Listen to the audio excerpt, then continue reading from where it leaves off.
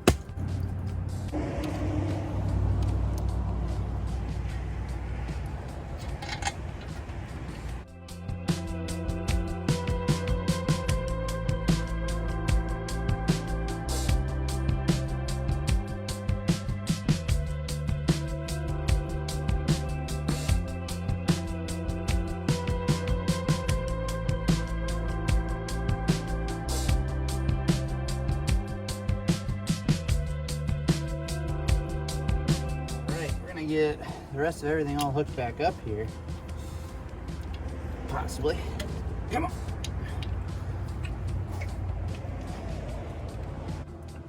Now I'm not going to pull the thermostat. I thought about it. I'm just going ahead and replace on that, but this is the shiniest thing on the vehicle, so I kind of have a feeling somebody's already replaced that that fitting there.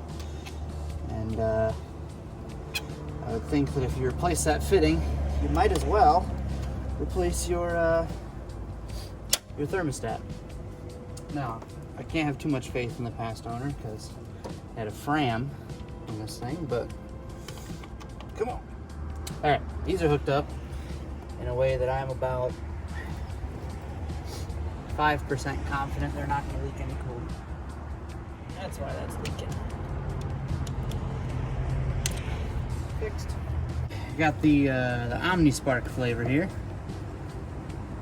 Ignition wire set. Now make sure you're following the right ignition pattern, or this the firing order, I guess you could call it, because that will cause an issue right now.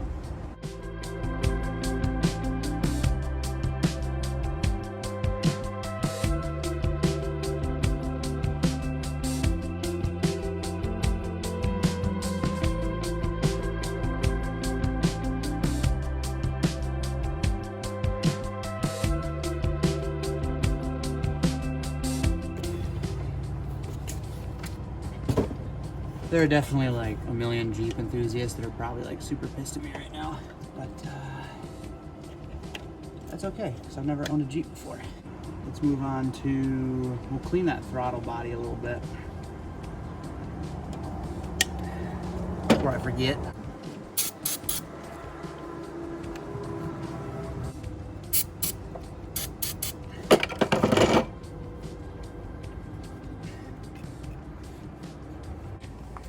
Alright, new Wix filter. Did not find those hoses, so we're just going to run off of Faith, Trust, and Pixie Dust for those.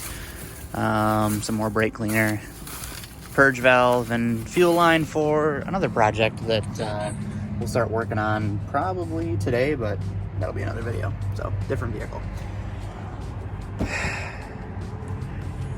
All we have to do is get this salad out of here. All we have to do is empty that, refill that for reasons that I don't really want to explain because I did something stupid.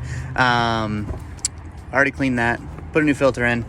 I need to reattach this feller because it is not attached, and it is definitely, as you can see, been rubbing up against the pulley here. So we'll get a fastener to hold these down.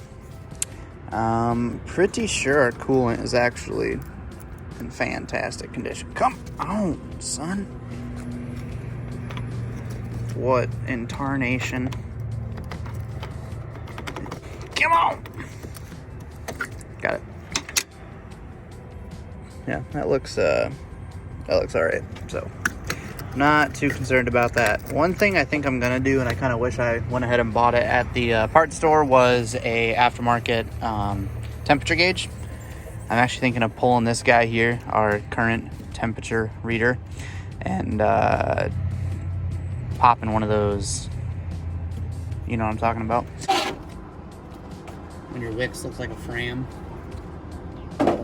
Disappointing.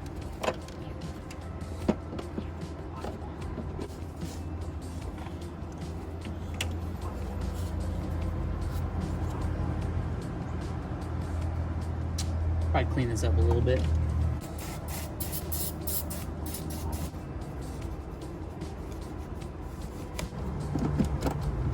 There we go.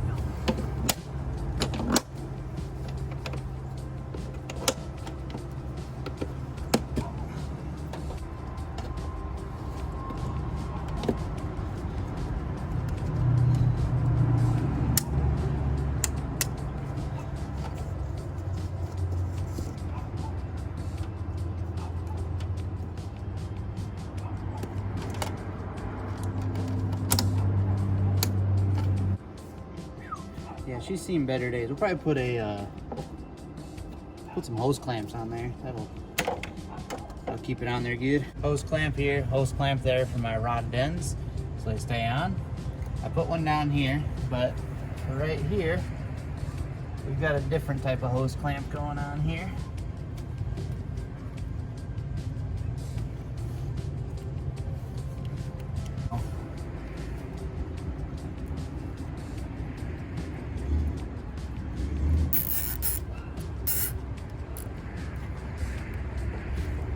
Oh yeah, she's really not going nowhere now.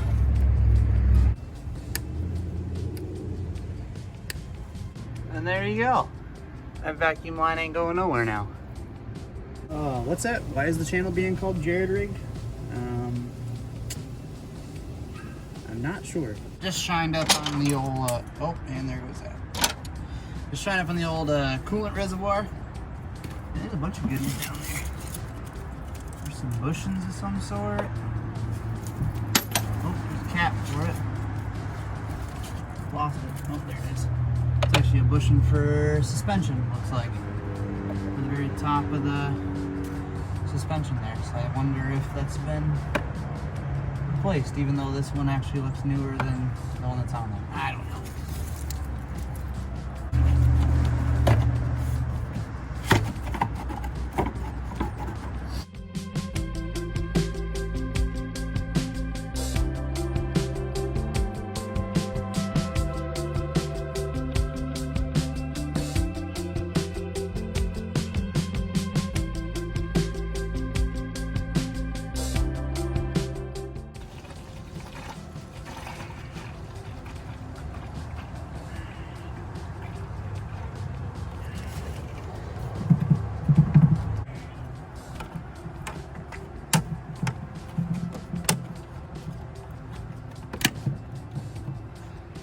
All right, so we pretty much have everything done.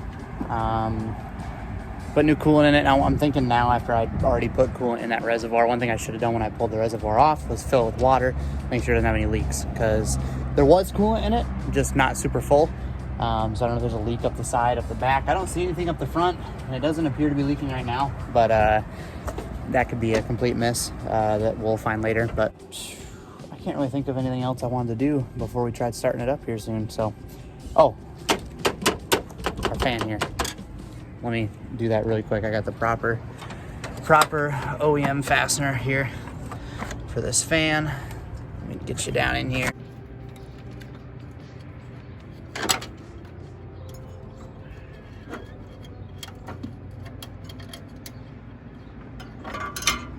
Hey, you can stay up here.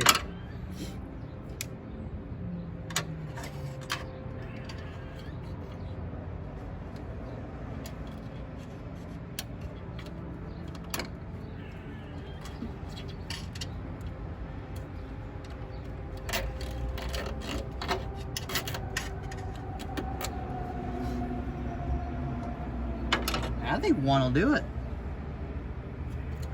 Look at that. Somebody else was already in here with the same idea. Nope. There it is.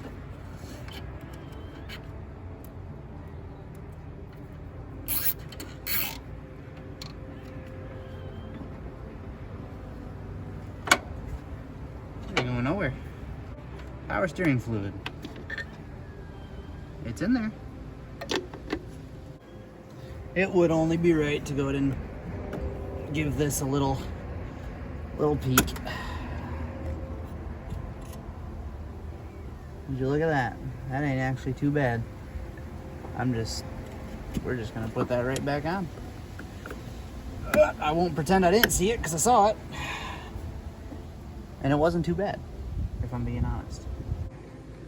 Well, I don't normally use one of these doohickeys when doing oil changes, but if you watched the last video, you heard me say that I spent about 3 years trying to clean off this valve cover, so kind of don't want to ruin that now. So we're going to throw one of those in.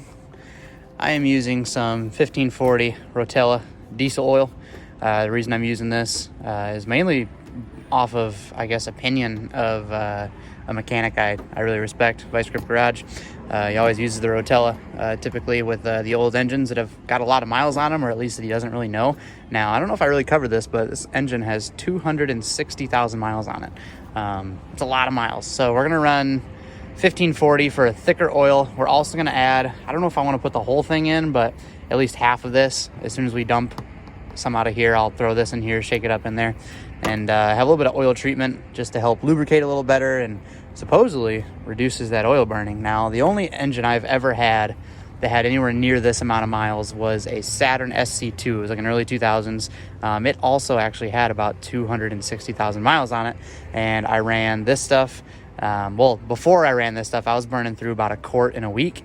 I started running this, and I actually started burning through a little bit less. Not super huge difference, but it was enough that it seemed like this was actually kind of helping. So feel free to comment below if you guys use this stuff or if you despise this stuff. Please let me know. I don't run it a whole lot. Like I said, I actually have only ever run it in that Saturn. So but we're going to try it now, being that I don't know much about the history of this engine and how quick it's going to burn through oil. But all I can tell you right now is before we change that seal, it was leaking before it was burning. So hopefully we stop that. Let's hope we can stop the burning too.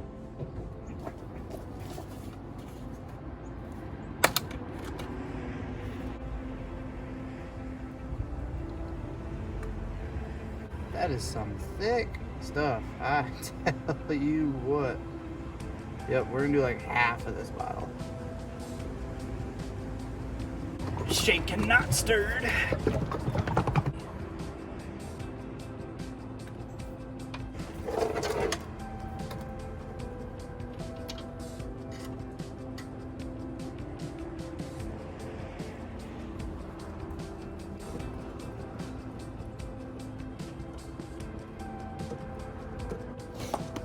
Well,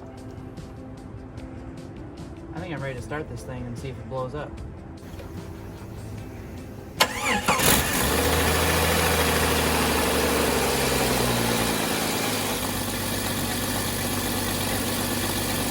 Wow.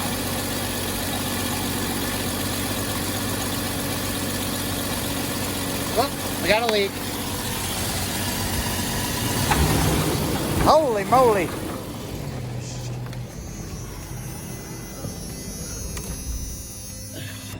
Yep, I kind of saw that coming. All right, these are hooked up in a way that I'm about 5% confident they're not going to leak any coolant.